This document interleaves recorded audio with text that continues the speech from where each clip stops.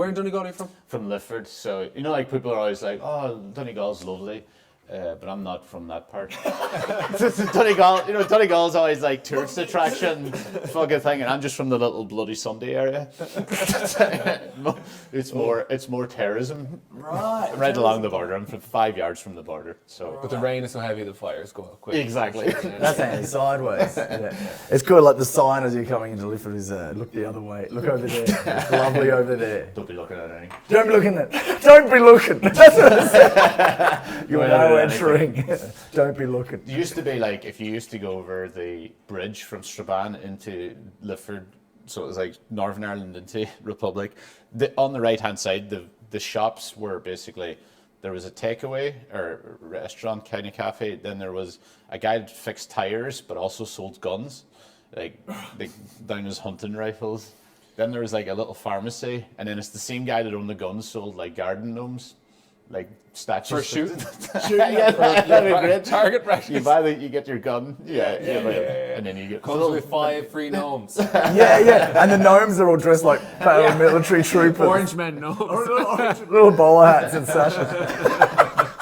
There you go. I mean, they just came like that. I don't know. He's out the back painting them himself. I don't know, they're made in China, man. I can't be answered for this. Weird You coincidence. said you were painting them himself. Do you reckon he'd be fuming by how their last, like, if you sat there at the back painting a ring, you reckon he'd get sad if a good one he did?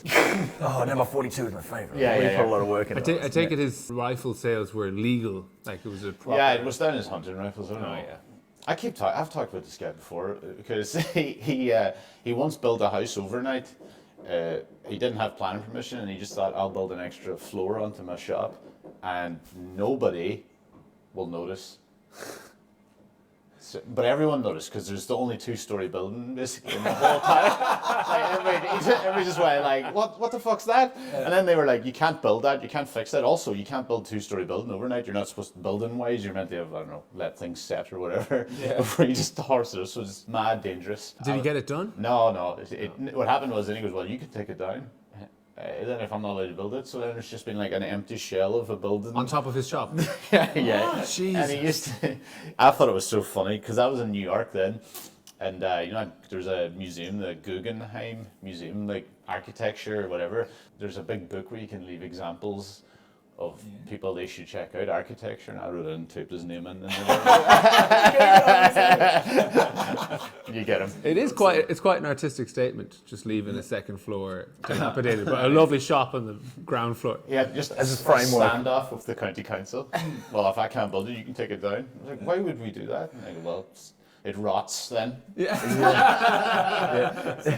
It's on you, council. They're like, it's your house. You're never going to win tidy towns with that thing. Get rid of it or let me finish it. If I burn down, the whole town's going down with me. It's the first thing you see. It's the highest thing in the whole town. That tidy towns thing was always just the only fixed roundabouts. Some flower beds on one roundabout going in, and then maybe like picked up rubbish a little bit more than they usually do. Yeah. And they're like, I'm out of ideas. It just bred resentment around the country. Because like there was always a handful of winners that won it every year. Yeah. And then everyone else was like, they put in a bit of effort for the first 2 years, and then they're like, you know what? Go fuck yourselves with your tidy towns. We're never going to win. So yeah. There's that thing. Strabane, which was technically in Tyrone, right? It's not technically in Tyrone. It just is in Tyrone. They were voted at one stage like the 3rd worst place in the United Kingdom to live. It was up there with Hull, right? Wow. And the next year the list came out. They were coming 8th, and they were fuming.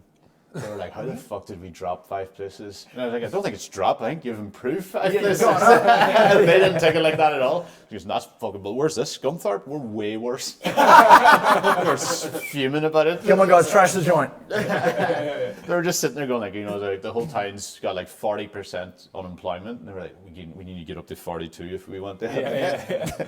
If you create any scale, people will want to be on the top of the scale. Exactly. Even if it's the shittest town in the UK. If you're just below it, you're like, well, why can't we be up at the top? I want to be number 1. So I'm trying to say Strabane, and we're trying to say Strabane's problems would all go fine if they just turned the chart upside down.